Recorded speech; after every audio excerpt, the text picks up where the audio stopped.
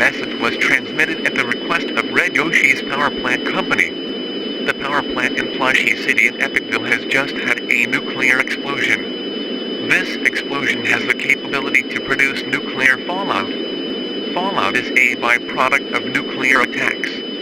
Prolonged exposure to radioactive fallout will cause death within several days if not treated properly. Because of this, all residents of the following counties must seek shelter underground or an interior room immediately: Epicville, Monterey, Fresno, Merced, Stanislaus, San Benito, Santa Clara, and Kings.